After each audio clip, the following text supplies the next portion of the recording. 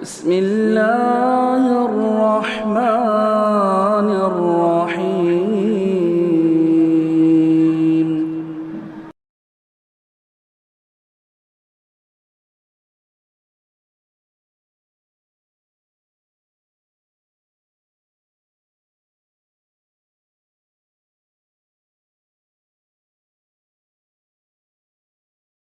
بسم اللہ الرحمن الرحیم وبہ نستعین سبحانک لا علم لنا الا ما علمتنا انک انت العلیم الحکیم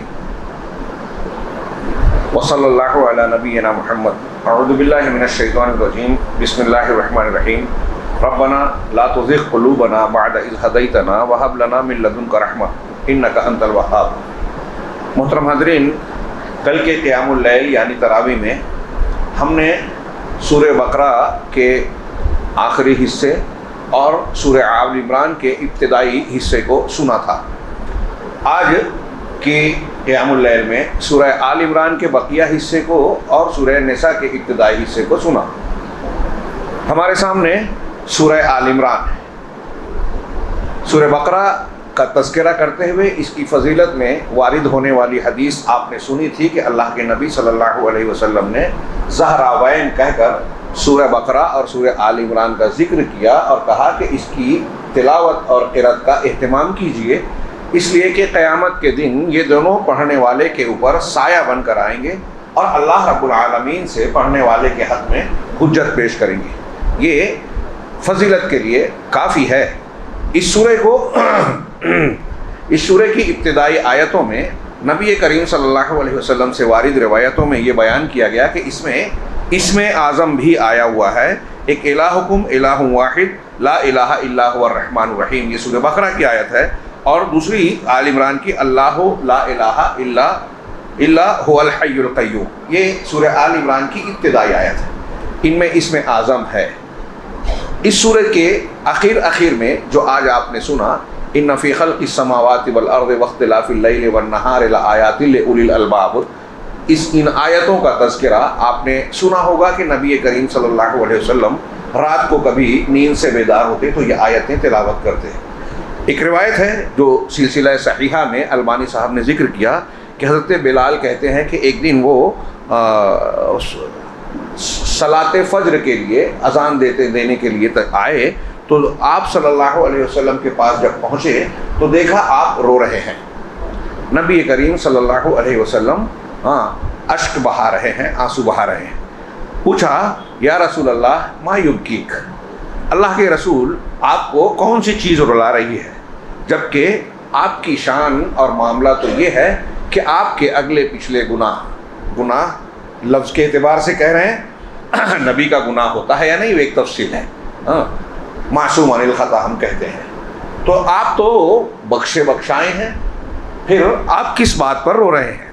آپ نے فرمایا ویحک یا بلال، ارے بلال تمہارا برا ہو، یہ ایک انداز ہے بولنے کا، وما یمنعنی ان ابکی، مجھے روکنے سے کون سی چیز روکے گی جبکہ اللہ تبارک و تعالیٰ نے آج کی رات مجھ پر یہ آیتیں نازل کی، ان فی خلق السماوات والارض واختلاف اللیل والنہار لآیات لأولی الالباب، یقیناً آسمانوں اور زمین کی پیدائش تخلیق میں اور رات اور دن کی گردش میں اولو الالباب یعنی عقل والوں کے لیے، عقل و ذہن رکھنے والوں کے لیے نشانیاں ہیں۔ الذین یتفکرون فی خلق السماوات والارض، جو آسمانوں اور زمین کی تخلیق میں غور و فکر کرتے ہیں، اور وہ الذین یذکرون اللہ قیاما وقعودا وعلی جنوبہم، جو اللہ کا ذکر کرتے ہیں کھڑے رہ کر، بیٹھ کر اور اپنے پہلوؤں پر لیٹ کر، ویتفکرون فی خلق السماوات والارض، اور آسمانوں اور زمین کی پیدائش میں غور و فکر کرتے ہیں۔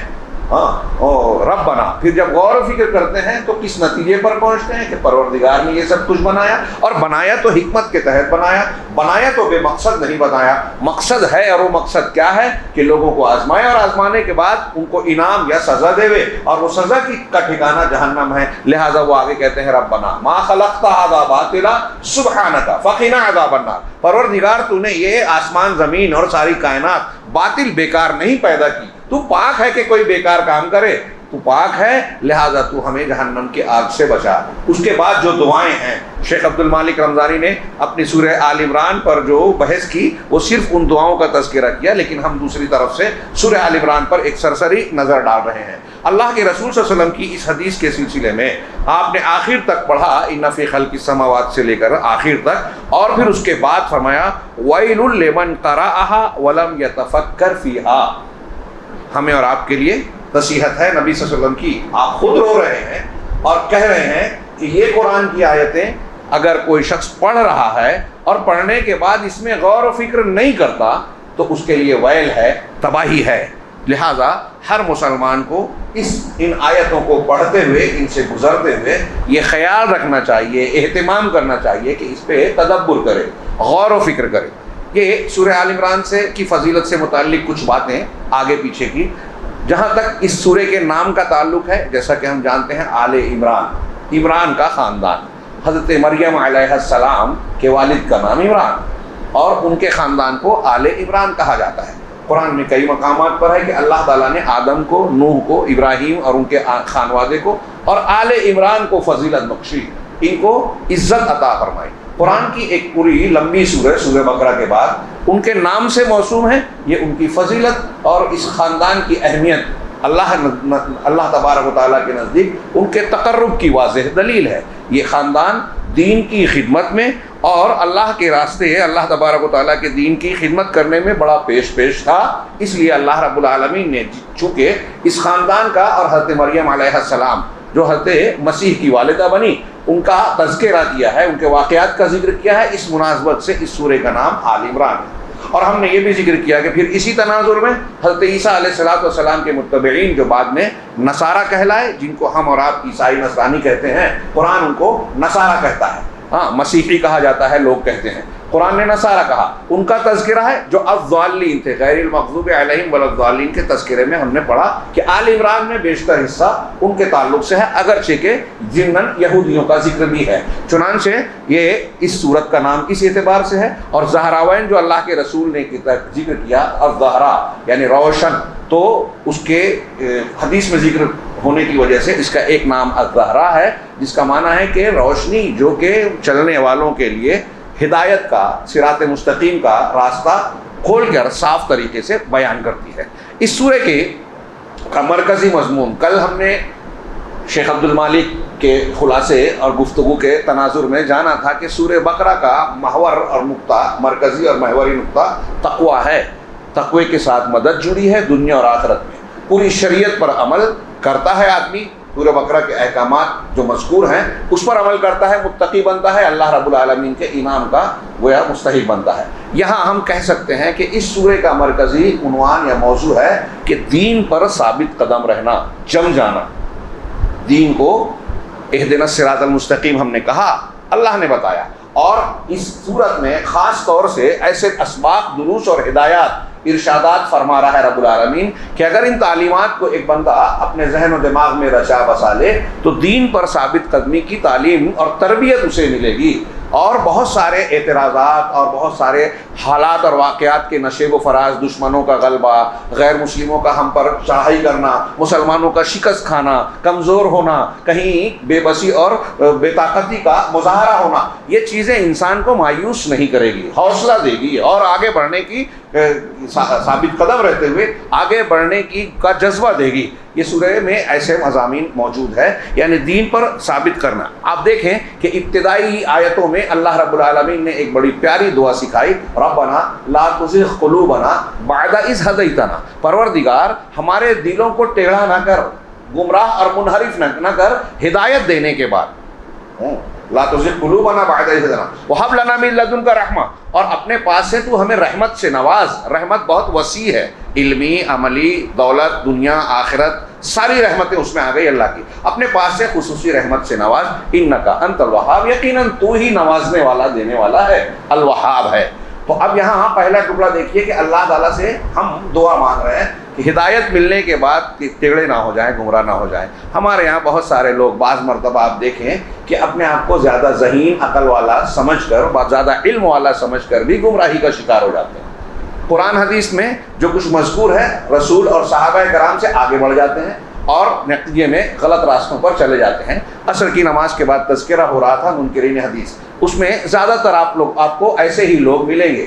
ہدایت ملنے کے بعد ایک آدمی کو قرآن حدیث کا دین مل گیا، اہل الحدیث ہو گیا، سلفی، صحابہ کرام کے منہج کو جان گیا، اس کے بعد منحرف ہو رہا ہے، تو یہ ہدایت کے بعد انحراف ہے۔ نبی کریم صلی اللہ علیہ وسلم یہ دعا اور حدیث میں کرتے تھے، یا مقلب القلوب ثبت قلبی علی دینک، اے دلوں کو پھیرنے والے۔ حضرت عائشہ صدیقہ کہتی ہیں کہ آپ کی زیادہ تر دعا یہ ہوتی تھی۔ اس اہتمام کو دیکھیے کہ اے دلوں کو پھیرنے والے، میرے دل کو اپنے دین پر جما دے، ثابت قدم بنا دے۔ بہت ضروری ہے یہ دعا مانگنا اور اس کے لیے چوکنا رہنا۔ ہمارے یہاں جو خاندانی مسلمان اور ہوتے ہیں نا، وہ دین کی، اسلام کی، اسلامی تعلیمات کی قدر و قیمت نہیں جانتے۔ ایسے ہی خاندانی اہل حدیث بھی ہیں، یہ لڑتے بھڑتے زیادہ ہیں، کام کم کرتے ہیں، جذبہ کم نظر آتا ہے، الا ماشاء اللہ، سب نہیں ہوتے۔ یہ قدر نہیں کر رہے ہیں، ثابت قدمی نہیں ہے، اپنے آپ کو اس غلط فہمی میں مبتلا کیے ہوئے کہ ہم کو بہت علم ہے اور ہم صحیح عقیدے والے ہیں، جنت ہماری پکی ہے۔ ایسا کبھی نہیں سوچنا چاہیے، بلکہ ہمیشہ اپنے آپ کو کمتر سمجھ کے علم میں کم۔ نبی کریم صلی اللہ علیہ وسلم کہہ رہے ہیں رب زدنی علما، سید المرسلین، علم الاولین والآخرین کے جامع کہہ رہے ہیں کہ میرے علم میں اضافہ کر۔ اور ہم کس مقام پر پہنچ گئے کہ اپنے آپ کو سمجھتے ہیں کہ درس قرآن کی، درس حدیث کی، علماء کی مجلس کی، قرآن و حدیث کے سیکھنے کی ضرورت نہیں ہے۔ جو ایسا سمجھتا ہے وہ بہت بڑے انحراف کا اور شیطانی فریب کا شکار ہے۔ دعائیں کرنا چاہیے۔ تو شروع میں اللہ تبارک و تعالیٰ نے اس سورت کی ابتدائی آیتوں میں یہ دعا سکھائی، ربنا لا تزغ قلوبنا بعد اذ ہدیتنا، اور آخر میں جو آج ہم نے سنی سورہ آل عمران کی آخری آیت، کہ یا ایھا الذین آمنوا اصبروا وصابروا ورابطوا واتقوا اللہ لعلکم تفلحون۔ اے ایمان والو، تم ثابت قدم رہو، اصبروا جمے رہو، ثابت قدم رہو، وصابروا اور ایک دوسرے کو تھامے رکھو، خود بھی جمے رہو اور ایک دوسرے کو بھی جمائے رکھو، سامے رکھو، ورابطو اور جہاد کے لیے اللہ کے راستے میں محنت اور کوشش کرنے کے لیے تیار رہو اور اللہ سے ڈرتے رہو، تقوی اختیار کرتے رہو تاکہ تم کامیاب ہو جاؤ۔ تو دین پر جمنا، دعا مانگی، اور آخر یہ ابتدائی تھا، یہ انتہائی تھا، یہ درمیان ہے۔ اب سورہ آل عمران کے جو مضامین ہیں اس پر ہم سرسری سا نظر ڈالیں۔ اس سورت کے دو حصے بعض علماء نے کیے کہ ایک حصے میں اللہ تبارک و تعالیٰ نے ہم کو یہ بتایا ہے کہ خارجی انداز میں مسلمانوں کے باہر سے جو اسلام پر، مسلمانوں پر حملے ہوتے ہیں، آج اگر اس کی تفصیل پڑھیں، موٹی موٹی کتابیں لوگوں نے لکھی، کہاں کہاں سے اسلام اور مسلمانوں پر حملہ ہو رہا ہے، غیر مسلم، یہود، نصارہ، ہنود کیسی کیسی سازشیں کر رہے ہیں، کون سا راستہ ہے جہاں سے نہیں آ رہے ہیں۔ جو ٹی شرٹ پہنتے ہیں نا ہمارے نوجوان، یا آپ کتابوں میں پڑھیے، اس ٹی شرٹ کے راستے سے بھی جو ہے وہ اپنا ذہن، اپنی فکر کو ڈالنے کی کوشش کرتے ہیں، ایسے سلوگن اس پہ لکھتے ہیں۔ اقتصادیات کے راستے سے، تعلیم کے راستے سے، اسکولوں اور کالجوں میں، میڈیا سے، ٹی وی سے، فلموں سے مسلمانوں کے خلاف اعتراض کر کے، مسلمانوں میں کچھ لوگوں کو لانچ کر کے، رافضی، صوفی ان کے رابطے میں، کنیکشن میں رہتے ہیں۔ کئی ایسے لوگ آج بھانڈا پھوٹ چکا ہے کہ ہندوستان پاکستان کے دینی یہاں سنستھا چلا رہے ہیں، اور وہاں جانے کے بعد سینیٹرز کو خطاب کرتے ہیں اور بتاتے ہیں اسلام اور مسلمانوں کی یہ کمزوریاں ہیں۔ یہ میں ہوائی بات نہیں کہہ رہا ہوں، اللہ کے گھر میں پوری ذمہ داری کے ساتھ کہہ رہا ہوں۔ ابھی آج کل مجھے پوسٹ بتایا کسی نے کہ وہ ایک نعمانی صاحب نے ذکر کیا کہ وہ RSS کے دفتر میں گئے تو دیکھا کہ کچھ قاسمی اور ندوی علماء جو ہیں وہ ٹک لگا رہے ہیں قرآن حدیث سے کچھ باتیں کہ اسلام پر کہاں سے اعتراض کیا جا سکتا ہے، نشاندہی کرنا۔ تو انہوں نے موقع پا کر ان سے کہا کہ تم کو شرم نہیں آتی؟ کہا کہ بھائی مولانا صاحب، ہم کو یہ لوگ 1.5 لاکھ کی تنخواہ دے رہے ہیں، ہم ان کے لیے سروس کام کر رہے ہیں، آپ دیجئے، ہم ان کو چھوڑ کے آپ کے پاس آ جائیں گے۔ یہ صحیح ہو یا غلط ہو، ایسے واقعات ہو رہے ہیں۔ ہمارے علماء کو، ہمارے درمیان کے لوگوں کو استعمال کیا جا رہا ہے۔ ابھی جو تذکرہ ہوتا ہے ہمارے یہاں، لوگ سوال کرتے ہیں وہ علی اصغر انجینئر، وہ فلاں ڈیما۔ میں بہت کھل کے، بہت واضح انداز میں اور اس ذمہ داری کے ساتھ کہتا ہوں کہ یہ براہ راست ہوں یا بر راست ہوں، ڈائریکٹلی ہو یا انڈائریکٹلی، یہ غیروں سے یوز کیے جانے والے لوگ ہیں۔ مسلمانوں میں ایسی کئی تحریکیں چل رہی ہیں نوجوانوں کو بھڑکانے کی، جو خارجیت، باطنیت اور شیعیت، رافضیت کی بنیاد پر پھیلائی جاتی ہے، ان کو استعمال کیا جاتا ہے، مسلمانوں کو نقصان بولتے یہ ہیں کہ ہم اسلام مسلمانوں کی خدمت کر رہے ہیں، اور نقصان پہنچایا جاتا ہے اس کو۔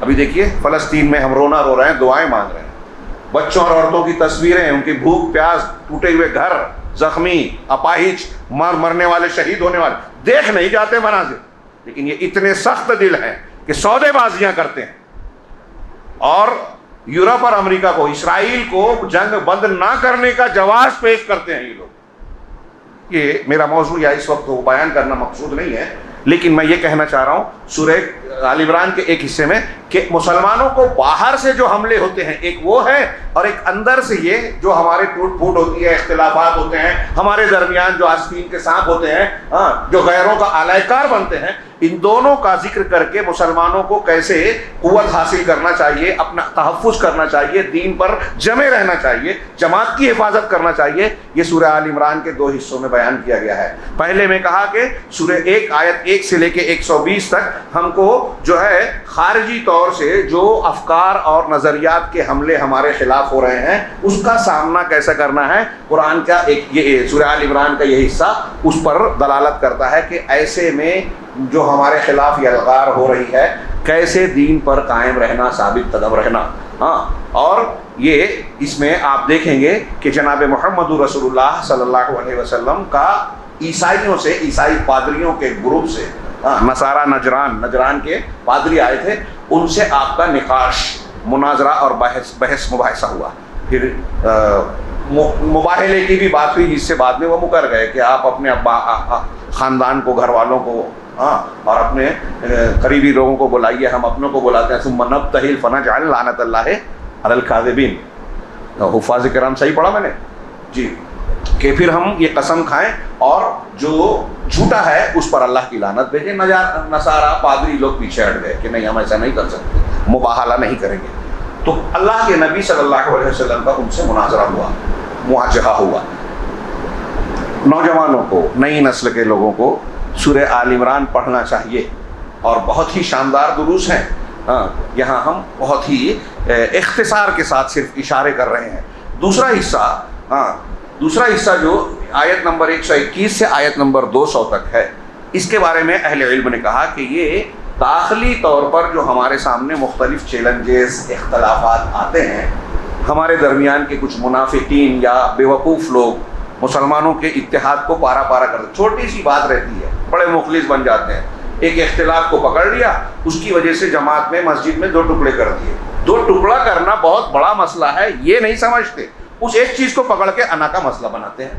ہمارے یہاں یہ شعور تربیت کے فقدان کی وجہ سے عدم شعور ہے، انانیت ہے، صبر کا نہ ہونا ہے، بڑے مسئلے اور بڑے فائدے کو سمجھنے کی صلاحیت کا نہ ہونا ہے، جس میں آج ہمارے یہاں بڑے بڑے عقل مند لوگ مبتلا ہیں اس بیماری میں۔ چھوٹی سی بات اڑے رہیں گے، بحث کرتے رہیں گے، چھوڑیں گے نہیں۔ صحابہ کرام میں یہ تھا کہ اختلاف ہوا، ٹھیک ہے، میں اس موقف پہ ہوں، وہ اس موقف، دلیل ہم نے دے دی، اب وہ مانے نہ مانے، ہم مانے نہ، مل جل کر بھائی کی طرح کام کریں۔ ہم منوانے کے چکر میں جہاں رمضان آیا 2-4 مسئلے ایسے ہیں کہ وہ روزہ پورا مہینہ چلتے ہیں، اور رمضان ختم ہم اپنے اپنے گھر چلے گئے، اہم مسئلے سے شیطان نے ہٹا دیا اس میں جوڑ کر۔ تو خیر، داخلی طور سے یہ میں نے ایک ضمنی بات کہی، داخلی طور سے ہم کیسے چیلنجز کا سامنا کر کے قائم رہیں اپنے اندر، یہ پورا معاملہ آپ خاص طور سے آج جو صورتیں پڑھی گئی، صورت میں کئی رکوعات میں غزوہ احد، غزوہ جنگ کو کہتے ہیں، غزہ یکسو کے معنی ارادہ کرنا، اصطلاحاً اس جنگ کو غزوہ کہا جاتا تھا جس میں جناب محمد رسول اللہ صلی اللہ علیہ وسلم شریک ہوئے، تشریف لے گئے۔ بعد میں دوسری جنگوں کو بھی غزوہ کہا جانے لگا۔ یہ غزوہ احد جو سن 3 ہجری میں شوال کے مہینے میں واقع ہوا تھا، اس غزوے کا اس سورہ آل عمران میں اچھا خاصا تذکرہ ہے، اس پر اللہ رب العالمین کی ہدایات ہیں، تبصرے ہیں، ضرور پڑھنا چاہیے تفصیل سے۔ اس کی قرآن کی آیتوں کے ساتھ ساتھ سیرت کی 2-4 کتابیں ضرور پڑھیے۔ غزوہ احد میں آج کل مسلمانوں کے جو حالات ہیں، جس سے بہت سے لوگ بددلی کا، مایوسی کا شکار ہوتے ہیں کہ ارے وہ غالب ہو رہے ہیں، مسلمان مارے جا رہے ہیں، کاٹے جا رہے ہیں، پست ہیں، دبے جا رہے ہیں، تو اس میں کیا حکمتیں ہیں رب العالمین کی؟ کائنات کا کوئی پتہ اللہ کی مشیت کے بغیر نہیں ہلتا۔ اب مسلمان مارے کاٹے جا رہے ہیں، اس کے کیا اسباب ہیں، یہ آپ کو اس سورہ آل عمران اور غزوہ احد کے تبصرے میں بطور خاص میں اللہ رب العالمین ظالموں کو، جو مسلمانوں پر ظلم کر رہے ہیں، مسجدوں کو ڈھا رہے ہیں، غلط کام کر رہے ہیں، قتل غارت گری مچا رہے ہیں، غلط ظالمانہ قوانین بنا رہا ہے، پھر بھی ان کو حکومت دے رہا ہے، پھر بھی ان کو ڈھیل دے رہا ہے۔ کیوں؟ آج جو آیتیں پڑھی اس کو آپ غور سے سنیں، تسلی ملے گی۔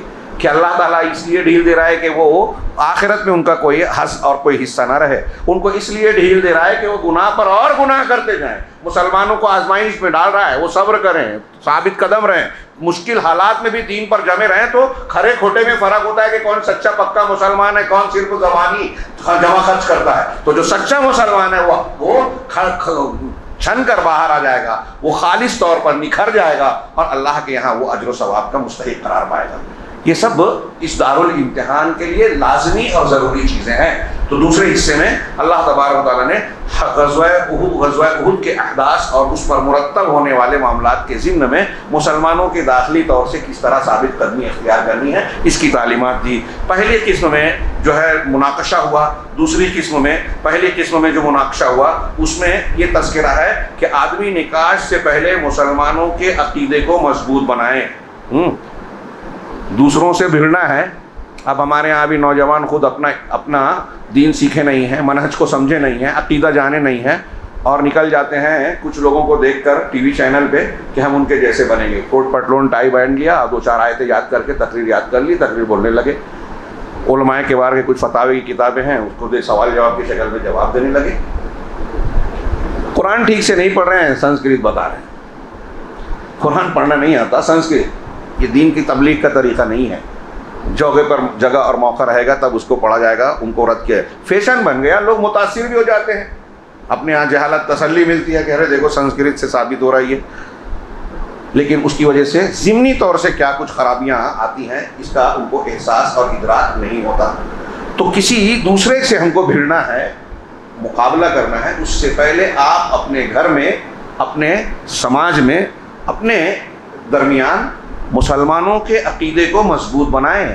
سورہ آل عمران میں اللہ رب العالمین نے شہد اللہ انہ لا الہ الا اللہ والملائکۃ واولو العلم قائما بالقسط، اور پھر اس کے بعد کی جو آیت نمبر 19-20 ہے اس کو پڑھیے۔ میں اگر اس کو چھیڑوں گا تو پورا وقت اس میں چلا جائے گا کہ اللہ تبارک و تعالیٰ نے اور فرشتوں نے اور اولو العلم نے گواہی دی کہ اللہ کے سوا کوئی معبود اور معبود برحق نہیں ہے۔ پھر اس کے بعد سلسلہ چلا کہ آپ پہلے یہ خود گواہی دینے والے بن جائیں، یقین کر لیں کہ اللہ کے سوا لا الہ الا اللہ کے سوا کوئی عبادت کے لائق نہیں ہے۔ اور فَإِنْ حَاجُّكَ فَقُلْ أَسْلَمْتُ وَجْهِيَ لِلَّهِ وَمَنِ اتَّبَعَنِ۔ اگر یہ آپ سے جھگڑا کر رہے ہیں تو پھر یہ کہو کہ میں نے اپنے آپ کو، اپنے چہرے کو اللہ کے سامنے جھکا دیا، میں نے بھی اور میرے متبعین نے بھی، ہم اللہ کے سامنے جھکے ہوئے ہیں، اللہ کے دین کو مانتے ہیں۔ یہ تربیت ہونی چاہیے۔ اب مخالفت ہو، کوئی ہمارا مذاق اڑائے، کوئی کچھ ٹی وی چینل پہ بولے، کوئی اخبار میں لکھے، کوئی اعتراض کرے، ہم کہیں کہ ہم اس اللہ کے دین کو مانتے ہیں جس کے سوا کسی کو عبادت کے لائق نہیں مانتے۔ یہ ثابت قدمی ہونی چاہیے۔ میں اکثر کہتا ہوں ٹی وی چینل پہ، کوئی مائک پہ کہیں کسی سے پوچھے، اگر قرآن حدیث کی کوئی بات آپ کو معلوم ہے کہ یہ ایسے ہے، قرآن حدیث میں یہ ہے کہ 4 شادی کی اجازت ہے، اب کوئی مذاق اڑا رہا ہے، کوئی ٹی وی چینل پہ آپ سے سوال کرا رہے ایسا ہے کیا، تو دبنے کا نہیں، عام زبان میں بولا، احساس ہے کمتری کے شکار نہیں ہونا۔ ہمیں یہ یقین ہونا چاہیے کہ یہ اللہ کا دین ہے نا، تو اس سے صحیح کچھ ہو ہی نہیں سکتا، ہے ہی نہیں، اور یہ صحیح ہے۔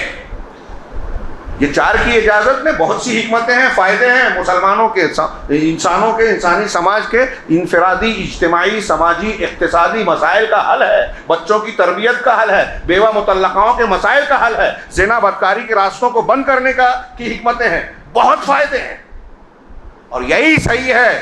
جہاں یہ اجازت نہیں ہے وہاں خرابیاں ہیں۔ بیویاں نہیں بناتے ہیں تو دوشیزائیں بناتے ہیں۔ آج کا کیا کچھ ہو رہا ہے اس سماج میں، ہاں وہ ریلیشن شپ، کیا لیو ان ریلیشن شپ، تو نہیں اور صحیح اور نہیں اور صحیح، جتنے دن جمع آپ کے ساتھ نہیں جمع ان کے ساتھ، اولاد الزنا کی کثرت ہے۔ یورپ امریکہ میں ایک بڑی تعداد ایسی ہے جن کے باپ کا پتہ نہیں ہے بچوں کا، صدر بھی بن جاتے ہیں، نہ جانے کیا کیا بن جاتے ہیں، اور پھر جسمانی بیماریاں، ایڈز، سوزات، آتشک، اس کی وجہ سے 20 بے راہ روی سے، شادیاں نہ کرنے سے، اور کیا کیا مسائل پیدا ہو رہے ہیں۔ یہ سب جانیے، نہیں جانتے ہیں تب بھی کہیے کہ قرآن حدیث کی جو تعلیم ہے اس میں ہی ہمارے لیے سیفٹی ہے، امن ہے، چین ہے، ہمارا فائدہ ہے دنیا کا بھی آخرت کا بھی۔ تو یہ مسلمانوں کی تربیت پہلے ایسی ہونا چاہیے. آیت 18 سے لے کے 20 پھر اس کے بعد 83 85 ان آیتوں کا تذکرہ ہے, میں اسے ذکر نہیں کر سکتا. اسی طریقے سے غیر مسلموں سے یا مسلمانوں سے یا کچھ لوگوں سے ہمارا اختلاف ہے تو اب ان سے بات کرنی ہے تو ایک ماحول بنایا جائے. جنگ مسائل کا حل نہیں ہے. آج کل بہت بولا جاتا ہے بات چیت, تو اللہ کے رسول اللہ تعالیٰ نے بتایا, اللہ کے رسول صلی اللہ علیہ وسلم کو قرآن میں تعلیم دی گئی اور آپ بادشاہوں کو خط لکھتے تھے تو عیسائی اور اہل کتاب کو کیا کہتے تھے, تعالوا الی کلمۃ سواء بیننا و بینکم, کہ ہمارے اور تمہارے درمیان جو مشترک کلمہ ہے, جو آپ بھی مانتے ہیں ہم بھی مانتے ہیں, اس پر آ جائیے, پھر وہاں سے بات کرتے ہیں. تو پہلی مشترک چیز کیا تھی؟ قرآن نے کہا کہ ہم اللہ کے سوا کسی کی, یہ سورہ آل عمران کی آیت ہے, ہم اللہ کے سوا کسی کی عبادت نہیں کریں گے, شرک نہیں کریں گے اور صرف اللہ کی عبادت کریں گے. تو مشترک کلمہ ڈھونڈا جائے. اسی طریقے سے دلائل اور براہین پیش کیے جائیں. دعوت دینی ہے نا غیروں سے, ان کی چیلنجز کا مطالعہ رد کرنا ہے, تو ایک مسلمان داعی کو, مبلغ کو, عالم کو, مسلمان شخص کو دلائل اور براہین سے آراستہ ہونا چاہیے. دیکھیے اللہ تعالیٰ نے بتایا کہ حضرت عیسیٰ علیہ السلام کو ماننے والے یہ لوگ کہتے ہیں کہ حضرت عیسیٰ اللہ کے بیٹے ہیں. اس قرآن کی اس صورت میں کئی آیتوں میں اس کا رد کیا گیا اور بڑی مضبوط دلیلیں دی گئی. مثال کے طور پہ اس میں کہا گیا کہ ان مثل عیسیٰ عند اللہ کمثل آدم خلقہ من تراب. آپ کہہ رہے ہو کہ حضرت عیسیٰ علیہ السلام بغیر باپ کے پیدا ہو گئے, اس وجہ سے وہ اللہ کے بیٹے بنا دیا آپ, نعوذ باللہ. تو یہ تو ماں کے ذریعے سے پیدا ہوئے نا, صرف اس بنیاد پر آپ ان کو اللہ کا بیٹا کہہ رہے ہو. تو آدم کے بارے میں کیا کہو گے؟ وہاں تو نہ ماں ہے نہ باپ ہے, کہ عیسیٰ کی مثال آدم کی طرح ہے. اللہ نے انہیں مٹی سے پیدا کیا, ان کا ڈھانچہ بنایا, پھر اس میں روح ہوئی. نہ باپ ہے نہ ماں ہے. تو اگر یہ بغیر باپ کے ہونے سے اللہ کے بیٹے بن گئے آپ کی نگاہ میں, تو پھر حضرت آدم کے بارے میں کیا کہو گے؟ ان کے بارے میں نہیں کہتے. تو جس طرح اللہ نے اپنی قدرت کاملہ کے تحت بغیر ماں باپ کے آدم کو بنا دیا, پیدا کر دیا, تو کیا بعید ہے اللہ کے لیے کہ بغیر باپ کے حضرت عیسیٰ کو حضرت مریم کے بطن سے پیدا کر دیا. یہ کتنی زبردست دلیل ہے. اسی طریقے سے اور بھی مقامات پر ان کا رد کیا گیا. آیت نمبر 59 سے 59 سے لے کر 80 تک آپ پڑھ جائیے.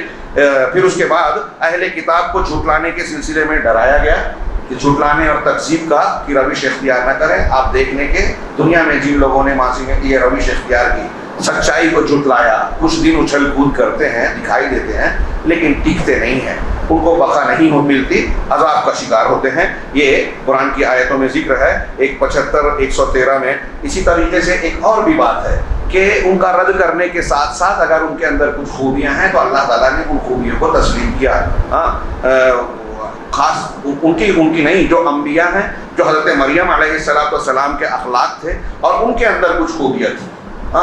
جیسے آیتیں ہیں کہ وَمِنْ أَهْلِ الْكِتَابِ مَنْ إِنْ تَأْمَنْهُ بِدِينَارٍ کیا ہے يُؤَدِّهِ إِلَيْكَ وَمِنْهُمْ مَنْ تَأْمَنْهُ بِقِنْطَارٍ مَنْ إِنْ تَأْمَنْهُ بِقِنْطَارٍ لَا يُؤَدِّهِ إِلَيْكَ إِلَّا مَا دُمْتَ عَلَيْهِ قَائِمًا. کل پڑھی گئی ہے کہ اہل کتاب میں کچھ ایسے لوگ ہیں کہ اگر 1 دینار بھی آپ ان کو امانت کے طور پہ دے دیں تو کیا ہے, میں نے غلط پڑھا, کوئی حافظ ہیں یہاں؟ ومن اہل کتاب اگر انہیں آپ 1 دینار بھی دیں تو وہ امانت سے لوٹا دیں گے. اور ایک کچھ ایسے ہیں کہ قنطار ہو یا 1 دینار ہو, شاید میں نے الٹا پڑھ دیا, اللہ معاف کرے. تو اگر آپ جب تک قائم نہیں رہیں گے آپ کو آپ کی امانت لوٹائیں گے نہیں. یعنی ان میں کچھ اچھے ہیں کچھ برے ہیں. اس کے علاوہ انبیاء اہل کتاب کا تذکرہ بھی ہے. سیدہ مریم علیہ السلام, حضرت مریم علیہ السلام ایک خاتون تھی. اس میں گویا ایک اشارہ یہ بھی ہے کہ خواتین میں بھی کچھ باکمال خواتین ہوتی ہیں اور ہو سکتی ہیں. ہماری ماؤں بہنوں کے لیے یہ ایک نمونہ ہے کہ جنت اور جہنم مسلمان مردوں کے لیے صرف نہیں بنی, عورتوں کے لیے بھی ہے. جس طرح مرد اعلیٰ مقام اللہ کا تقرب حاصل کر سکتے ہیں, اسی طرح خواتین بھی حاصل کر سکتی ہیں. آگے اس کا تذکرہ ہم کریں گے. حضرت مریم علیہ السلام ان کامل خواتین میں سے ہیں جن کا تذکرہ اللہ نے کیا حضرت عیسیٰ کی ولادت معجزانہ طور پہ کرامت کے طور پر ہوئی، اور پھر ان کے نام سے جہاں آل عمران، سورہ آل عمران ہے، آگے خود حضرت مریم علیہ السلام کے نام سے ایک مکمل سورہ ہے۔ اسی طریقے سے اس سورت میں اندھی تقلید سے، اہل کتاب کی اندھی تقلید سے منع کیا گیا، ان کے عقیدے کے فساد کے واضح ہو جانے کے بعد۔ نوجوانوں کو روک کر میں یہاں کہنا چاہ رہا ہوں، اہل کتاب میں کچھ خوبیاں تھیں، ان کے پاس اللہ کی نازل کردہ آسمانی کتاب موجود ہے، اگرچہ محرف ہے۔ وہ جن نبیوں کو مانتے ہیں وہ سچے نبی ہیں، حضرت عیسیٰ علیہ السلام، حضرت موسیٰ علیہ السلام، عیسائی دونوں کو مانتے ہیں، یہودی جو حضرت موسیٰ تک مانتے ہیں، اور توریت اور انجیل کو مان رہے ہیں۔ آسمانی کتاب ہے، لیکن یہ کلیئر ہو گیا قرآن کی آیات سے اور بہت سارے دلائل سے کہ ان کا عقیدہ محفوظ نہیں ہے، ان کے اندر بہت ساری خرابیاں آ گئی، کتابوں میں تبدیلیاں کر دی، تحریف آ گئی، صحیح دین سے انہوں نے انحراف کر لیا اور محمد رسول اللہ صلی اللہ علیہ وسلم کو نہیں مانتے۔ اب ان کے اندر انحراف ہے، لیکن کچھ اچھائیاں بھی ہیں، تو اب ان اچھائیوں کی وجہ سے دھوکہ نہیں کھانے کا۔ ہمارے یہاں لوگ سوال کرتے ہیں، کل ایک صاحب آئے کہ وہ ڈاکٹر اسرار، ان کی اچھی باتیں بھی تو ہے نا، سننے کا کیا۔ اب آپ ایک عام آدمی، جاہل آدمی کو بول دیں کہ ان کی اچھی باتیں ہیں، اور وہ سنتے سنتے یہ سنے کہ وہ وحدت الوجود پیش کر رہے ہیں، جو شرک کی سب سے گھناؤنی شکل ہے۔ ہاں، شنکراچاریہ کا عقیدہ، فلاسفہ کا عقیدہ، ہر چیز میں اللہ ہے، ہر چیز میں، پیڑ پودے میں، آسمان میں، زمین میں، جانوروں میں، پرندوں میں، یہاں تک کہ نعوذ باللہ کتے بلی میں ہندو جس مورتی کو پوجتا ہے اس میں بھی اللہ ہے۔ دیوبند کے مولوی صاحب نے بھی کہا یہ وحدت الوجود والے کہہ دیں، اور یہ صحیح کہہ رہے ہیں۔ اگر یہ صحیح ہے تو پھر سارے انبیاء غلط ہیں۔ ابن عربی کو اگر صحیح کہہ رہے ہیں، ڈاکٹر اسرار جو بھی کہہ رہا ہے، تو سارے انبیاء کو غلط کہہ رہا ہے۔ اگر انبیاء صحیح ہیں تو یہ صحیح نہیں ہو سکتا، اور نہیں ہے، بہت وثوق سے کہہ رہا ہوں، عقیدہ توحید صحیح کیجیے۔ تو یہ اہل کتاب کے تعلق سے آیت نمبر 100، 101، 105، 119 کو نقل کر کے یا ایھا الذین آمنوا ان تطیعوا فریقا من الذین اوتوا الکتاب یردوکم بعد ایمانکم کافرین۔ یہ ایک آیت ان میں سے پڑھ رہا ہوں میں، کہ اللہ تعالیٰ کہہ رہا ہے کہ اے ایمان والو، اگر تم اہل کتاب، جن لوگوں کو کتاب دی گئی، ان میں سے ایک جماعت کی پیروی کرو گے تو وہ تم کو ایمان لانے کے بعد، مومن ہونے کے بعد تم کو کافر بنا دیں گے، کفر کی طرف پلٹا دیں گے۔ ہاں، اس کا مطلب یہ ہوا کہ ہم جس کے پیچھے چل رہے ہیں، جس کو لائک کر رہے ہیں، جس کو فالو کر رہے ہیں، آج کل میڈیا کی زبان میں بول رہا ہوں، سوشل میڈیا میں لائک اور کیا کیا کہتے ہیں، ہاں، کوئی مرزا انجینئر، جاہل آدمی، گمراہ آدمی، یہودیوں کا کیا کہتے ہیں، شیعوں کا ایجنٹ، یہودیوں کے ایجنٹ ہمارے یہاں کام کرتے ہیں، ہمارا نوجوان متاثر ہوتا ہے۔ کیوں ہوتے ہیں؟ علماء کبار کو دیکھیے، عام طور سے علماء جن کے بارے میں یہ گواہی دیتے ہیں کہ ہاں یہ معتمد ہے، ایک عام آدمی کے لیے وہ دیکھنا چاہیے، جس کے بارے میں علماء کا اعتراض ہے، آپ بحث کیوں کر رہے ہیں، کیوں چڑ رہے ہیں؟ وہ عالم بھی نہیں ہے، اس کے عقیدے پر اعتراض ہو رہا ہے، علماء کرام اعتراض کر رہے ہیں، پھر آپ آ کے ایک ایک سے سوال کرتے ہیں، کیوں اپنا وقت ضائع کرتے ہیں، کیوں لائک کر رہے ہیں ان کو؟ میں اکثر تقریروں میں کہتا رہا ہوں، خوارج کے بارے میں اللہ کے رسول نے کہا، صحابہ سے کہا کہ ان کی نماز کو دیکھو گے تم اپنی نماز کو کم تر سمجھو گے۔ صحابہ اپنی تلاوت کو ان کی تلاوت کے سامنے کم، قرآن پڑھیں گے حلق کے نیچے نہیں جائے گا، ایمان سے اس طرح نکل جائیں گے جیسے تیر شکار کو چھید کر نکل جاتا ہے۔ اپنے روزے کو ان کے روزے سے کم، اپنی قرات کو ان سے کم تر سمجھو گے۔ اب میں سوال کرتا ہوں کہ آج کے نوجوانوں کے سامنے اتنی نماز روزہ پڑھنے والا کوئی آ جائے گا تو وہ سوال علماء کا دماغ پکا دیں گے، اتنی نماز پڑھتے تو لائک کرنا چاہیے نا ان کو، پھر ان کے اندر تو خوبیاں ہیں۔ ہاں، یہ اصول دیا اللہ کے رسول صلی اللہ علیہ وسلم نے۔ میں اسی ضمن میں ذکر کروں، کئی خطبوں میں تقریروں میں بیان کیوں دہرا رہا ہوں کہ خارجیوں کے بارے میں کہا وہ اتنے نمازی، اتنے روزے والے، اتنی قرات والے، مل جائیں تو قتل کروں گا ان کو، اللہ کے رسول نے کہا۔ اور ایک صحابی رسول جن کو تیسری چوتھی مرتبہ جب لایا گیا شراب نشہ کرنے کے جرم میں سزا دی گئی، ایک صحابی نے کہہ دیا کہ اللہ کی لعنت ہو، کتنی مرتبہ وہ سزا پاتے ہیں۔ اللہ کے رسول نے کہا اس پر لعنت مت بھیجو اور شیطان کی مدد نہ کرو، تمہارا بھائی ہے، بخاری وغیرہ کی روایت ہے۔ وہ اللہ اور اس کے رسول سے محبت کرتے ہیں، اللہ اور رسول سے محبت کرتے ہیں، تو بار بار شراب پینے میں پکڑے گئے، ان پر لعنت نہیں کرنی ہے۔ نماز بہت پڑھ رہا ہے، روزہ بہت رکھ رہا ہے، قرات بہت کر رہا ہے، لیکن دین سے ایسے نکل گیا جیسے تیر چھید کے نکل جاتا ہے، اس کو مل جائے تو مار دینا ہے۔ اصول کہاں کیا نکلا؟ عقیدہ اگر خراب ہے اس کے پیچھے نہیں جانے کا، اس سے دوستی نہیں کرنے کا، اس سے متاثر نہیں ہونا، اس کی خوبیاں دیکھ کر یہ نہیں کہنے کا کہ اس کے پیچھے چلو، پبلک کو بولو کہ ہاں اس کے اندر تو اچھا بھی ہے، اس کی تقریر سنو، کلپ پھیلاؤ، فارورڈ کرو، نہیں۔ اور اگر عقیدہ صحیح ہے، اخلاقیات میں کچھ خرابی ہے تو وہ ہمارے لیے قابل قبول ہوگا، اگرچہ اس کی غلط کو غلط کہیں گے۔ سعودی عرب، ترکی، ایران کی موافقت اور مخالفت میں یہ دیکھ لیجئے، وہاں سعودی عرب میں منہج صحیح ہے، عقیدہ صحیح ہے، دین کی خدمت پوری دنیا میں وہی کر رہا ہے، مسجد، مدرسہ، سعودی عرب، کویت۔ اور ایران تو ترکی آپ اگر کھنگالیں گے تو پتہ چلے گا کہ ان کے پیکٹ ہیں اسرائیل سے، ان یہودیوں سے، نصارہ سے، ان کے یہاں شرکیات ہے۔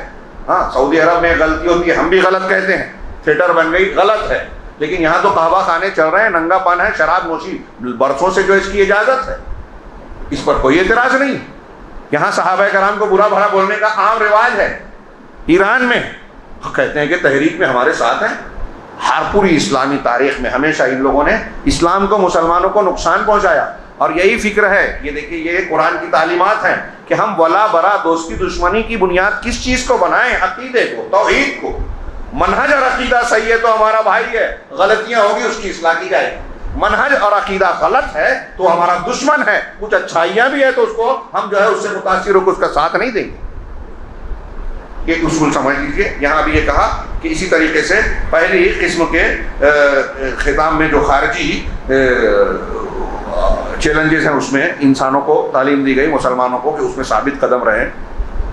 دوسرا پہلو جو ہے میں تیزی سے ختم کرنے کی کوشش کرتا ہوں کہ مسلمان جب غزوہ احد میں نکلے تو بڑے ٹوٹے پھوٹے تھے، تعداد کفار سے کم ہے۔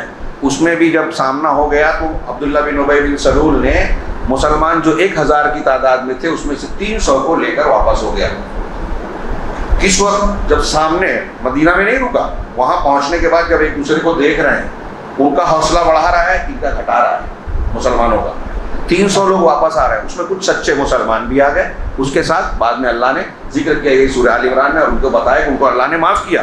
تو یہ معاملہ ہوا، اس کے باوجود اللہ نے پہلے حملے میں مسلمانوں کو غلبہ دیا، بعد میں مسلمانوں کو کی فتح جو ہے فتح نہیں رہی۔ شکست میں نہیں کہہ رہا ہوں، شکست کے سارے اسباب نہیں تھے، لیکن مسلمانوں کی فتح نہیں رہی۔ ہاں ایک قسم کی ہزیمت ضرور ہوئی، پیچھے سے حملہ ہوا، مسلمان گھیر لیے گئے، 70 صحابہ کرام شہید ہوئے، اللہ کے نبی صلی اللہ علیہ وسلم بھی بذات خود زخمی ہوئے، آپ کے ارد گرد کئی صحابہ کرام شہید ہوئے۔ چنانچہ قرآن کی آیتیں سورہ آل عمران میں اس پورے منظر اور پورے نتائج اور معاملات کو بیان کرتے ہوئے آئی۔ ہاں اس میں ایک تو یہ ذکر ہے کہ اللہ تبارک و تعالیٰ کے فضل کا ذکر ہے کہ اگر تم صبر کرو گے اور اللہ تبارک و تعالیٰ کا تقوی اختیار کرو گے تو اللہ تبارک و تعالیٰ فوری طور سے تم کو مدد دے گا۔ آج آپ نے سنا کہ 3000 فرشتوں، اور اگر تم صبر کرو تو 5000 فرشتوں کے ذریعے سے تمہاری مدد ہوگی۔ ابتدا میں کہا کہ ان تصبروا وتتقوا لا یضرکم کیدہم شیئا، یہ جو کل کے سبق کو جوڑ کے پڑھیے کہ اگر تم صبر کرو گے، تقوی اختیار کرو گے، صبر اور تقوی یہ دو چیزیں ہوگی تو دشمنوں کی چالیں، ان کی چال اور سازشیں تمہارا کچھ بگاڑ نہیں پائے گی۔ یہ قرآن کہہ رہا ہے۔ تو اللہ نے تسلی بھی دی، حوصلہ بھی بڑھایا، اور یہ بھی ذکر کیا کہ تم میں سے 2 گروہ، 2 قبیلے تھے بنو سلمہ اور وہاں کے، کہ وہ یہ چاہتے تھے کہ تم کمزور پڑ جاؤ، اور اللہ ان دونوں کا ولی تھا، اور مسلمانوں کو چاہیے کہ وہ اللہ پر بھروسہ کریں۔ ہاں اللہ نے پھر ذکر کیا وَلَقَدْ نَصَرَكُمُ اللَّهُ بِبَدْرٍ وَأَنْتُمْ أَذِلَّةٌ، اللہ نے بدر کے میدان میں بھی تمہاری مدد کی، جنگ کے بدر میں، جبکہ تم بہت پست تھے۔ اذلہ ذلیل کی جمع، مطلب بہت کمزور تھے۔ مسلمانوں کا مقابلہ کافروں کے مقابلے میں 1 اور 3 کے فاصلے سے تھا، 3 پٹ تھے، ہتھیار، ساری صلاحیتیں کفار مشرکین کی زیادہ، پھر بھی مسلمانوں کو معجزانہ فتح ملی، اچھوں کو سمجھ میں نہیں۔ تو یہ تسلیاں دی۔ پھر اللہ تبارک و تعالیٰ نے مسلمانوں کو حکم دیا کہ اگر غلبہ پانا ہے تو یہ اسباب کوئی معنی نہیں رکھتے۔ آج کے زمانے میں دیکھیے کہ ہم کمزور اپنے آپ کو سمجھ رہے ہیں، بے بس سمجھ رہے ہیں، ٹوٹے پھوٹے ہیں، ہمارے خلاف کیا کچھ ہو رہا ہے۔ آج مسلمان عوام تو عوام، خواص بھی ڈرے سہمے ہیں۔ اللہ نے بتایا کہ ایک تو اللہ کے فضل کو یاد کرو، دوسرے اس میں تعلیم دی کہ اللہ کی طرف رجوع کرو، انابت کے ساتھ، رجوع کے ساتھ۔ آج آیتیں پڑھی گئی، سارعوا الی مغفرۃ من ربکم وجنۃ عرضها السماوات والارض اعدت للمتقین، اللہ کی مغفرت اور اس کی جنت کی طرف ایک دوسرے سے آگے بڑھو۔ رمضان سے بہتر موقع کون سا ہے؟ ہاں جو متقیوں کے لیے تیار کی گئی ہے۔ پھر اسی سلسلے میں آگے اللہ تبارک و تعالیٰ نے یہ بتایا کہ مومن کون ہے، متقی کون ہے، کہ گناہ ہوتا ہے، غصے کو ضبط کرتے ہیں، غلطی پر لوگوں کو معاف کر دیتے ہیں، اور پھر جو ہے اگر کوئی فاحشہ یا گناہ کا کام ہوتا ہے تو اللہ سے مغفرت طلب کرتے ہیں۔ یہ صفات اپنے اندر پیدا کیجیے تو اللہ کی رحمت میں گھر جائیں گے۔ اسی طرح مواسات، ایک دوسرے کی ہمدردی اور معنوی روح کو پیدا کرنا۔ اللہ تبارک و تعالیٰ نے یہ کہا وَلَا تَهِنُوا وَلَا تَحْزَنُوا وَأَنْتُمُ الْأَعْلَوْنَ إِن كُنتُم مُؤْمِنِينَ۔ ان تعلیمات میں اور آگے جو آیتیں ہیں، ہم حسبتم ان تدخلوا الجنہ ولما يعلم الله الذين جاهدوا منكم ويعلم الصابرين، کہ تم کمزور مت پڑو، غمزدہ نہ ہو، تم ہی سربلند رہو گے اگر تم مومن رہو۔ پھر اللہ نے یہ بھی کہا کہ کیا تم یہ سمجھتے ہو کہ تم جنت میں داخل ہو جاؤ گے جبکہ تمہارے پاس ابھی تک تمہارے پاس ایسے حالات نہیں ہیں کہ تم میں سے کھرا کون ہے، صبر کرنے والا کون ہے، سچا کون ہے، وہ ظاہر ہو جائے۔ اسی طریقے سے اسی درمیان میں اللہ نے یہ بھی کہا کہ اگر تم کو چوٹ پہنچ رہی ہے، زخم حاصل ہو رہا ہے مقابلے میں، جنگ میں، ہاں ہمارے مخالفین بھی ہمارے خلاف محنت کر رہے ہیں، ہم کو چوٹ پہنچ رہی ہے تو کیا ان کو چوٹ نہیں پہنچ رہی ہے؟ آپ کا پیسہ خرچ ہو رہا ہے، وقت جا رہا ہے، تو کیا ان کا خرچ نہیں ہو رہا ہے؟ دنیا میں ان کو اگر تکلیف پہنچ رہی ہے تو وہ تو دنیا کے ساتھ ساتھ آخرت کو بھی جھیلنا ہے انہیں، اور تم کو تو دنیا میں تکلیف ہوگی تو اس کا بہترین بدلہ ملنا ہے۔ یہ ساری باتیں جو روحانی طور سے انسان کو قوت دینے والی ہے، اور اللہ تبارک و تعالیٰ نے بہت ہی لطیف انداز میں مسلمانوں کو پر ایک ملامت والا یا سرزنش والا انداز اختیار کیا کہ جب غزوہ احد میں اللہ کے نبی صلی اللہ علیہ وسلم کو جب گھیرا گیا اور پھر مصعب بن عمیر رضی اللہ عنہ کی شہادت ہوئی جو اللہ کے رسول صلی اللہ علیہ وسلم کی مشابہت رکھتے تھے، تو شیطان نے یہ چیخ پکار کر کے آواز لگا دی کہ رسول اللہ صلی اللہ علیہ وسلم قتل کر دیے گئے، شہید کر دیے گئے۔ یہ سن کر بہت سارے صحابہ کرام بددل ہو گئے، کچھ لوگوں نے میدان چھوڑ دیا، کچھ کنارے بیٹھ گئے، کچھ لوگ عجیب و غریب کیفیت سے دوچار ہوئے۔ ہاں بعض نے کہا کہ اللہ کے رسول اگر شہید ہوئے تو جس کام کے لیے آپ ہوئے آپ بھی آگے بڑھو، جیسے انس بن نضر وغیرہ ہیں 80 گھاؤ کھا کے شہید ہوئے۔ بہرحال وہ اللہ تبارک و تعالیٰ نے پھر اس سلسلے میں جو تبصرہ کیا وما محمد الا رسول قد خلت من قبلہ الرسل افإن مات او قتل انقلبتم علی اعقابکم، محمد تو بس ایک رسول ہیں، آپ سے پہلے بھی بہت سے رسول گزرے ہیں، کیا اگر آپ کی موت ہو جائے، یہ موت کا لفظ رسول کے لیے قرآن استعمال کر رہا ہے، آج کل ہمارے یہاں اس کو گستاخی مانا جاتا ہے۔ ہاں احمد رضا صاحب کہ نہیں پردہ کر گئے، انتقال کر گئے، ہمارے صوفیہ اور یہ سب بولتے ہیں۔ ہاں قرآن گستاخی سکھا رہا ہے، حضرت بکر صدیق نے بھی کہا، اللہ کے رسول نے بھی کہا، ہاں یہ پردہ کرنا کیا ہے؟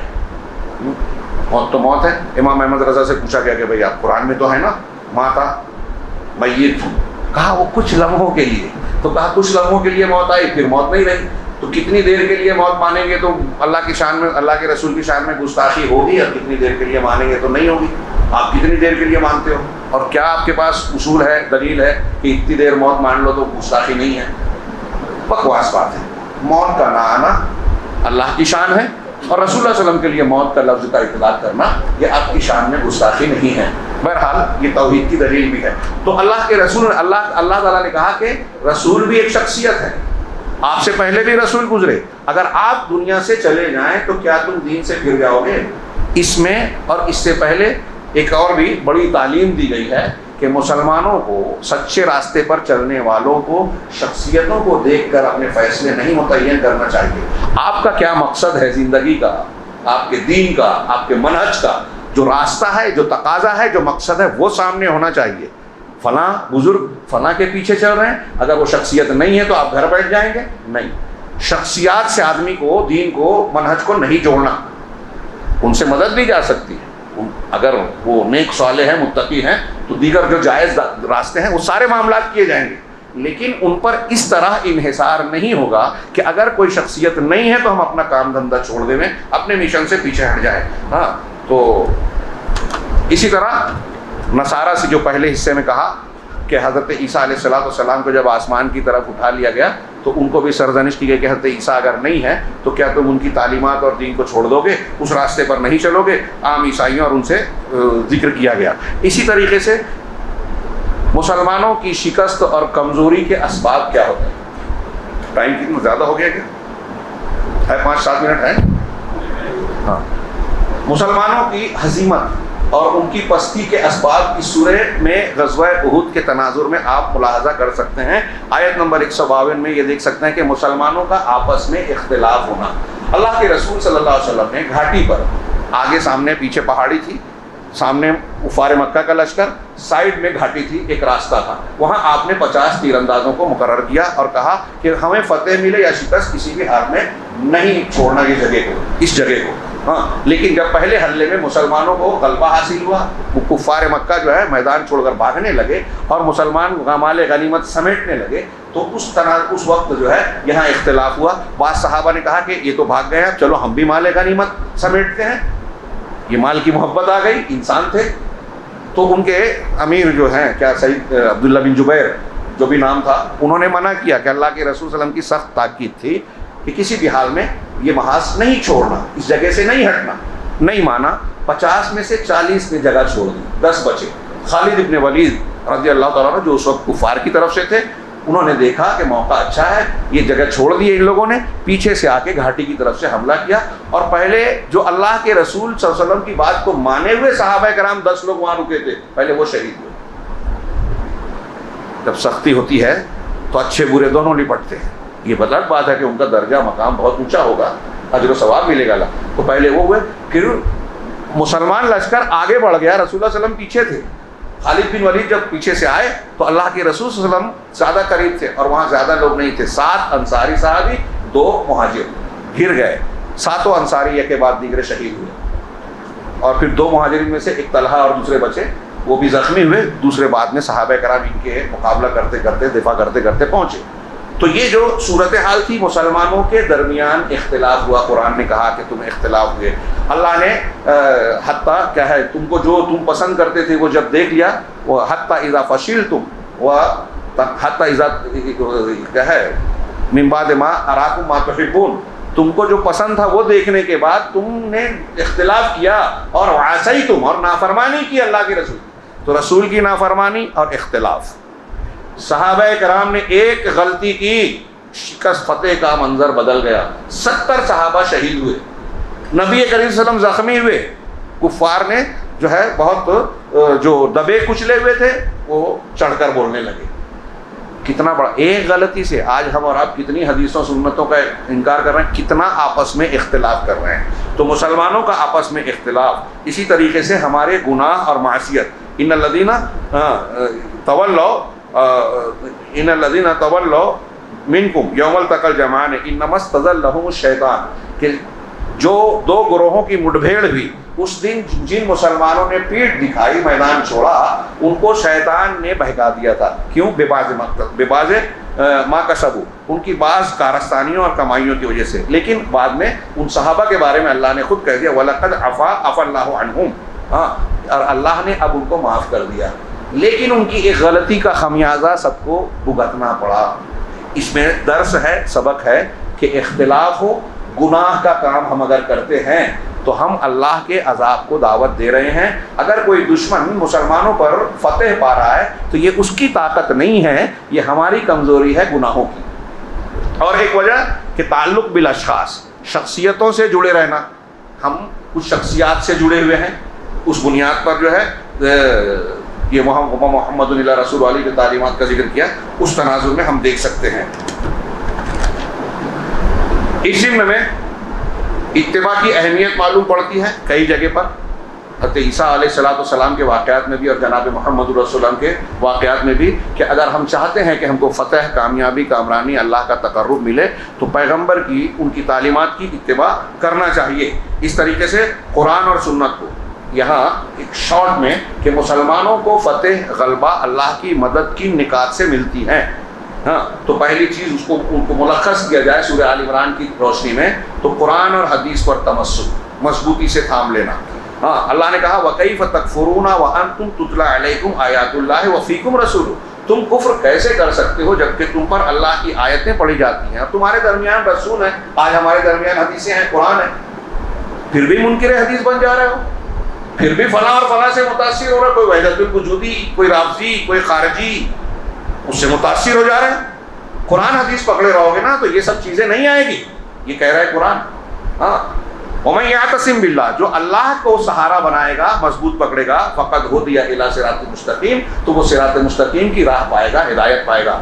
دوسرا، یہ پہلی چیز ہے مسلمانوں کو قوت اور فتح ملنے کے سبب میں۔ دوسری چیز ہے اللہ کا تقوی، یا ایھا الذین آمنوا اتقوا اللہ حق تقاتہ ولا تموتن الا وانتم مسلمون، اے ایمان والو اللہ سے ویسے ڈرو جیسا ڈرنے کا حق ہے۔ دوسری آیت سے اس کی تشریح ہوگی کہ جتنی تم کو طاقت ہے اتنا ڈرو، اتنا شریعت پہ عمل کرو۔ واتقوا اللہ ولا تموتن الا وانتم مسلمون، اور تمہاری موت جب بھی آئے تو تم نہ مرو مگر اس حال میں کہ تم مسلمان رہو، اللہ کے دین کی تابع داری کرنے والے رہو، اسی حالت میں تمہاری موت آنی چاہیے۔ اب ہم نہیں جانتے کہ کب موت آنی ہے، اس لیے ہر وقت موت کے لیے اپنے آپ کو تیار رکھنا چاہیے۔ یہ دوسری چیز ہے۔ سب سے پہلے دیکھیے یہ سورہ آیت نمبر 101 سے لے کے 105 تک یہ نکات پڑھ جائیے، ہاں اکثر ہم پڑھتے ہیں۔ اس کی واعتصموا بحبل اللہ اس کے بعد ہے کہ اللہ کو اور جماعت کو لازم پکڑنا، اللہ کی رسی قرآن اور حدیث، اور جماعت کو اکٹھا ہو کر واعتصموا بحبل اللہ جميعا، اللہ کی رسی کو سب لوگ مل کر اجتماعیت جماعت، اور رسی قرآن کے ساتھ حدیث ہٹ نہیں سکتی، دین صراط مستقیم، اس دین کو سب مل کر مضبوطی سے تھام لو۔ ولا تفرقوا، اور فرقہ نہ بنو۔ اب ہمارے ہاں لوگ بولتے ہیں کہ ایک آدمی بدعت کرے، فرقہ بندی کے سارے اصولوں کو اختیار کرے اور متحد ہو جائے، کی دعوت دیتے ہیں، اور ہم جب اس کو توحید اور اتباع سنت کی بات کرتے کہتے ہیں کہ یہ اختلاف پیدا کر رہے ہیں۔ اختلاف آپ پیدا کر رہے ہیں، بدعتوں سے اختلاف ہوا ہے، نئے اصولوں سے اختلاف ہوا ہے۔ اگر اختلاف اور فرقہ بندی ختم ہونا ہے تو اللہ کی رسی کو پکڑنا ہوگا، اور اللہ کی رسی قرآن و حدیث ہے، بدعت نہیں ہے، خرافات نہیں ہے، لوگوں کے بنائے ہوئے بات کے اصول نہیں ہیں، جہمیت، قدریت، خارجیت، صوفیت، یہ ساری چیزیں جو اللہ کی رسی نہیں ہیں۔ اللہ کی رسی ہے قرآن و سنت، جو اللہ کے رسول نے کہا کہ میرے دو چیزیں چھوڑے جا رہا ہوں، جب تک ان کو مضبوط تھامے رہو گے کبھی گمراہ نہیں ہوگے۔ چنانچہ اللہ کی رسی کو مضبوط پکڑ لو اور فرقہ نہ بنو، اور اللہ کی نعمت کو یاد کرو جو تم پر اللہ نے کی تھی کہ تم آپس میں شدید دشمن تھے، اللہ نے تمہارے دلوں کو جوڑ دیا، اور اللہ کی نعمت کے ذریعے، اسلام کے ذریعے تم سب بھائی بن گئے۔ آیت کا ترجمہ کر رہا ہوں، وَكُنْتُمْ عَلَىٰ شَفَا حُفْرَةٍ مِّنَ النَّارِ، اور تم جہنم کے دہانے کے بالکل کنارے پر پہنچ چکے تھے، اللہ نے اس سے تم کو بچا لیا۔ كَذَٰلِكَ یبین اللہ لکم آیاتی، اللہ اسی طرح سے اپنی آیتوں کو تمہیں کھول کر بیان کرتا ہے تاکہ تم ہدایت پا جاؤ۔ چوتھی چیز جو مسلمانوں کی فتح کے لیے ضروری ہے، امر بالمعروف اور نہی منکر۔ انہی آیتوں کے بعد اللہ نے کہا وَلْتَكُن مِّنكُمْ أُمَّةٌ يَدْعُونَ إِلَى الْخَيْرِ، تم میں سے ایک جماعت یا تم کو ایسا ہونا چاہیے کہ خیر کی طرف دعوت دیتی ہو، معروف کا حکم دے، برائی سے روکے۔ اگر برائیوں سے روکنے کا سلسلہ ختم ہو جائے کسی سماج میں اور برائیاں عام ہو جائے تو اللہ کا عذاب آتا ہے۔ قرآن حدیث کی بہت سی دلیلیں اس پر شاہد ہے، یہاں بھی کہا گیا کہ یہی لوگ فلاح پانے والے ہیں۔ یہ آیت نمبر 104 ہے۔ آیت نمبر 105 میں کہا کہ دین کے سلسلے میں اختلاف کو ترک کر دیا جائے، وَلَا تَكُونُوا كَالَّذِينَ تَفَرَّقُوا وَاخْتَلَفُوا مِن بَعْدِ مَا جَاءَهُمُ الْبَيِّنَاتُ، ان لوگوں کی طرح نہ ہو جاؤ کہ جو بینات، واضح دلیلیں آ جانے کے بعد تفرقے میں پڑ گئے، اختلاف میں کر گئے۔ دلیلیں آ جانے کے بعد اختلاف ختم ہو جانا چاہیے، لیکن ان کے یہاں تھا۔ پہلے کون لوگ تھے؟ یہود و نصارہ تھے جن کے فرقے بنے، اور آج کون ہی کر رہا ہے؟ جو بدعتی ہیں۔ یہ میں نہیں کہہ رہا ہوں، یہ مفسرین کہتے ہیں، صحابہ تابعین اور اہل تفسیر کہتے ہیں کہ جو یہود و نصارہ کا طریقہ تھا اختلاف کا، تفرق کا، وہ ہمارے یہاں اہل بدعت اور اہل اہوا کا ہے، جنہوں نے نئے اصول طریقے ایجاد کر کے قرآن حدیث کے راستے سے الگ راستہ بنایا۔ وَأُولَٰئِكَ لَهُمْ عَذَابٌ عَظِيمٌ، ان کے لیے بہت بڑا عذاب ہے۔ اس آیت کے اس سورے کے فوائد میں تذکرہ کرتے ہوئے کہا کہ اللہ تبارک و تعالیٰ نے کہا ہے یا مریم اقنتی، بس 2-3 منٹ میں ختم ہو رہا ہے، یا مریم اقنتی لربک واسجدی وارکعی مع الراکعین، کہ اے مریم، اللہ نے حضرت مریم کو خطاب کر کے کہا کہ اپنے پروردگار کی فرما برداری کرتی رہ اور اس کے لیے سجدہ کر اور رکوع کرنے والوں کے ساتھ رکوع کرو۔ یہاں جو کتاب میں لکھا ہے انہوں نے کہ واسجدی انفرادی نماز کے لیے سجدے کا لفظ ہے، وارکعی مع الراکعین، رکوع کرنے والوں کے ساتھ رکوع کرو، یہ جماعت کی بات ہو گئی۔ تو پہلی چیز یہاں کتاب میں نہیں ہے، میں کہہ رہا ہوں کہ اس آیت سے یہ معلوم ہوا کہ عورتیں مسلمانوں کے ساتھ جماعت کے ساتھ نماز پڑھ سکتی ہیں۔ قرآن کی اس آیت سے کیا معلوم ہوا کہ عورتیں جماعت سے نماز پڑھ سکتی ہیں، خواتین، ایک بات۔ اور یہاں جو اہل تفسیر نے بیان کیا کہ انفرادی کے لیے نماز کے لیے اللہ نے سجدے کا لفظ استعمال کیا، اور اجتماعی کے لیے جماعت کے لیے رکوع کا، سجدہ رکوع سے افضل ہے۔ اس سے یہ بھی اشارہ ملتا ہے جو حدیثوں میں موجود ہے کہ عورت کی نماز مسجد کی بجائے گھر میں زیادہ افضل ہے، اس میں کوئی شک نہیں، گھر میں افضل ہے۔ لیکن اگر عورت مسجد میں نماز پڑھنے کے لیے جانا چاہتی ہے تو اللہ کے رسول نے کہا کہ اللہ کی بندیوں کو اللہ کے گھروں میں جانے سے نہ روکو. کسی کو یہ ہتھیار نہیں ملا ہے, اختیار نہیں ملا ہے. ہاں, حضرت عمر بھی منع نہیں کر سکے اپنی بیوی کو مسجد جانے سے, جیسا کہ لوگ مشہور ہے بیان کرتے ہیں, مجھے کہیں دلیل نہیں ملی. بلکہ ان کی بیوی حضرت عاتقہ سے ایک بیٹے نے کہا کہ کیا تمہیں معلوم ہے کہ حضرت عمر تمہارے شوہر پسند نہیں کرتے کہ تم مسجد جاؤ؟ کہا اگر ایسا ہے تو منع کیوں نہیں کرتے؟ کہا منع اس لیے نہیں کرتے کہ اللہ کے رسول نے منع کرنے سے منع کیا ہے. تو حضرت عاتقہ نے کہا کہ اللہ کی قسم جب تک وہ منع نہیں کریں گے میں مسجد جاتی رہوں گی. اور وہ جاتی رہی. حضرت عمر نے کبھی منع نہیں کیا. پتہ نہیں کیسے مشہور ہو گئے کہ حضرت عمر نے منع کیا. ہاں, اسی طریقے سے اللہ تبارک و تعالیٰ نے اس سورہ میں آج جو ہماری تراویح شروع ہوئی تھی یہیں سے لن تنالوا البر حتی تنفقوا مما تحبون, تم بر کو, نیکی کے اعلیٰ درجے کو اس وقت تک نہیں پہنچ سکتے جب تک اپنی محبوب چیزوں کو اللہ کے راستے میں خرچ نہ کرو. شیخ ابن عثیمین کا اس سلسلے میں فرمان ہے کہ ایک انسان کو, ایک مسلمان کو چاہیے کہ اس آیت پر غور کرے اور کم سے کم ایک مرتبہ غور کرے کہ اپنے مال میں سے جو چیز تم کو پسند ہے نا, اپنے مال اور اسباب میں جو ملکیت اور پراپرٹی میں, مال میں جو پسند ہے اس کو اللہ کے راستے میں صدقہ کرے تاکہ وہ اس کے ذریعے سے البر کے مقام کو پا سکے. اسی طرح اللہ تبارک و تعالیٰ نے اس سورہ مبارکہ میں آخر میں کہا کہ دو عورتوں کو نمونے کے طور پر پیش کیا. ایک زوجہ عمران جو حضرت مریم علیہ السلام کی والدہ تھیں, اللہ نے بتایا کہ ان کی نیت سچی تھی اللہ کے دین کی خدمت کے لیے, اور انہوں نے کہا کہ اللہ میرے پیٹ میں جو بچہ ہے میں اس کو تیرے دین کے لیے وقف کرنا چاہتی ہوں. محررہ کا لفظ ہے. ہاں, لیکن جب عورت لڑکی پیدا ہوئی تو انہوں نے افسوس کیا کہ میں تو مرد کو سمجھ کے لڑکے کو لگانا چاہتی تھی لیکن یہ بچی ہے. بہرحال پھر بھی ان کی نیت سچی تھی تو اللہ تبارک و تعالیٰ نے اس خاتون کو بھی برکت دی, اعلیٰ مقام سے نوازا. یہ دوسری خاتون ہے مریم, حضرت مریم بنت عمران. اللہ نے ان پر احسان کیا اور ان کے بیٹے کو نبی بنایا جو اولو العزم پیغمبروں میں سے تھے, اور زبردست ان کو معجزات دیے گئے. اور اس سورہ مبارکہ کو اس مبارک خاندان کے نام پر موسوم کیا گیا. چنانچہ یہ سورت گویا عورتوں کے لیے ایک رمز ہے, ان کے لیے ہدایت کا ایک سامان ہے. اسی طرح اس صورت میں کئی اور بھی پہلو ہیں جن کا تذکرہ انہوں نے اس تناظر میں کیا کہ زُیِّنَ لِلنَّاسِ حُبُّ الشَّهَوَاتِ, شہوتوں اور دنیا کی خواہشات مزین کی گئی انسان کے سامنے. تو کچھ لوگ کہتے ہیں کہ یہ مزین کرنے والا شیطان ہے, کچھ نے کہا اللہ. تو حقیقت میں اللہ ہے جو امتحان لے رہا ہے اور سبب بن رہا ہے شیطان.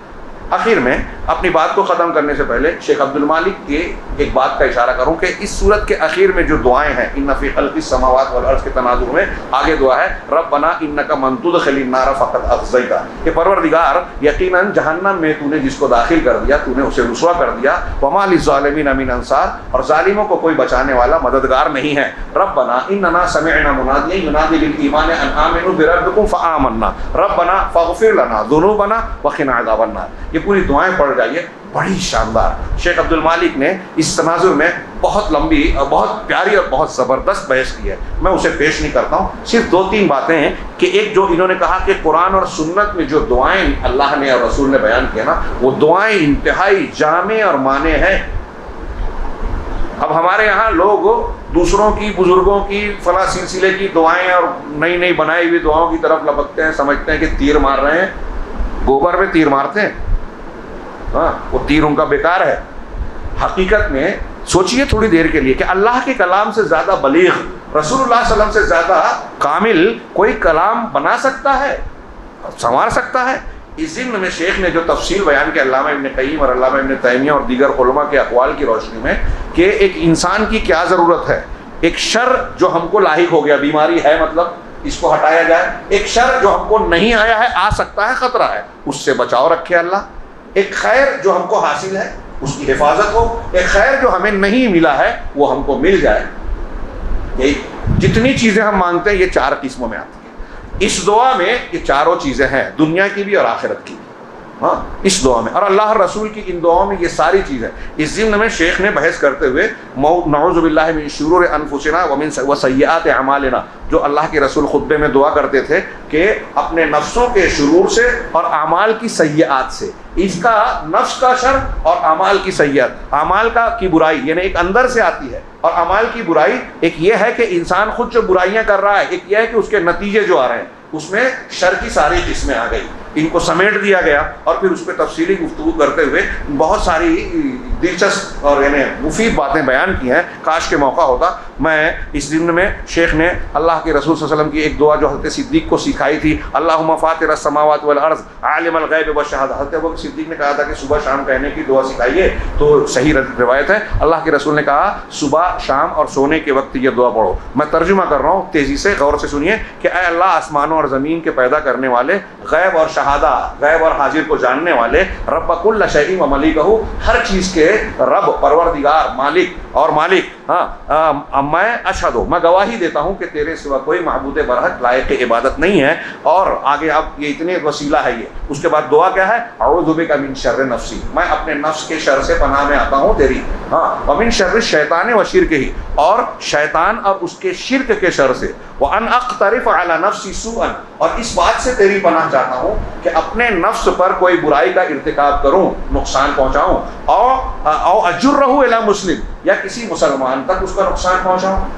تو پہلے دو میں ہے کہ اپنے نفس اور شیطان سے, یہ منبع شر ہے. شر ان دونوں چیزوں سے پیدا ہوتا ہے, اور شر جب آتا ہے تو خود کو نقصان پہنچاتا ہے انسان یا دوسروں کو, یہ دونوں چیزوں سے. یعنی شر کے پیدا ہونے کی جگہ سے بھی پناہ سکھائی اور اس کے نتیجے کی جگہ سے بھی پہنچائی.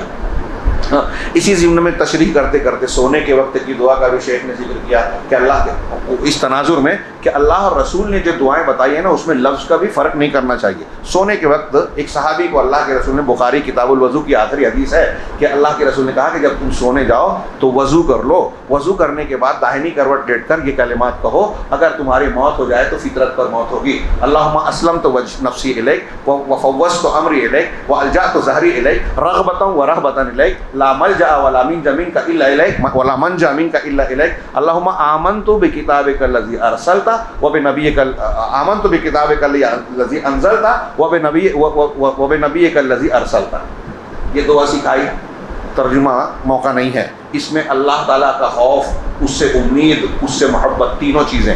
شیخ عبد الوہاب کہ یہ عبادت کے تین بنیادی عناصر ہیں. اللہ کی عبادت ہم کرتے ہیں ایمان میں, تو یہ تین چیزیں ہونا چاہیے, اللہ کا ڈر بھی, اللہ سے امید بھی, اللہ سے محبت بھی. اس دعا میں تینوں چیزیں ہیں.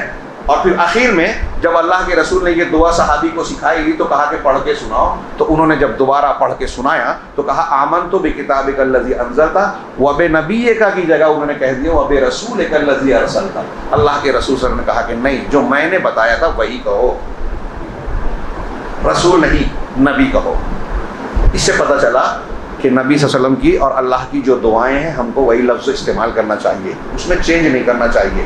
اور خاص طور سے جو معصورہ, ہاں اگر ہم کو ایک کوئی ضرورت ہے, ادعونی استجب لکم, اللہ نے کہا ہے, کسی انسان کو کوئی ضرورت ہے, وہ اپنے الفاظ میں کوئی چیز ضرورت کی مانگتا ہے, مان سکتا ہے, لیکن اس کو مسنون کا درجہ نہیں دے گا. اب ذکر اور وظیفے کے طور پہ پیر صاحب کی کلمات کو, میڈ ان انڈیا دعاؤں کو اگر کوئی پڑھ رہا ہے اور اللہ کے رسول کی حدیثوں کو چھوڑ رہا ہے, اس کو کمتر سمجھ رہا ہے, تو وہ بہت بڑا محروم ہے. علامہ ابن تیمیہ نے کہا, اور دوسرے علماء کا بھی قول انہوں نے نقل کیا, کہ دنیا میں اگر کوئی شخص چاہے بڑے سے بڑا مشائخ اور سلسلے ہی کے کیوں نہ لوگ ہوں, اگر ان دعاؤں میں مشغول ہو کر اللہ اور رسول کی دعاؤں کو چھوڑتا ہے تو یہ بہت بڑی محرومی ہے.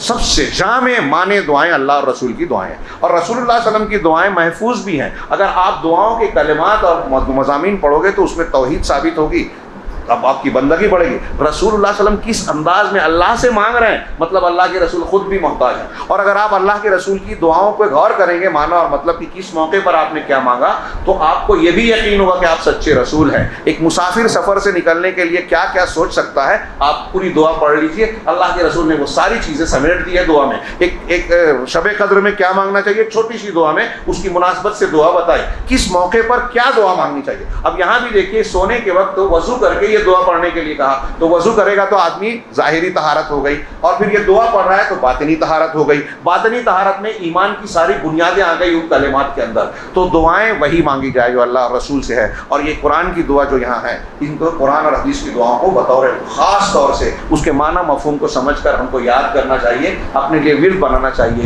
دعاؤں سے متعلق اور بھی کچھ اہم باتیں بتائی ہیں جو انشاءاللہ مختلف دوسرے دروس اور موقعوں پر بیان کی جائیں گی. اللہ رب العالمین سے دعا ہے کہ وہ ہمیں قرآن کو سیکھنے, سمجھنے اور اس کے حقوق کو سمجھ کر اسے ادا کرنے والوں میں شامل فرمائے, اور دنیا و آخرت میں کامیابی سے نوازے, ہر قسم کے فتنے اور عذاب سے محفوظ رکھے. وآخر دعوانا ان الحمد للہ رب العالمین وصلی اللہ علیہ نبینا محمد.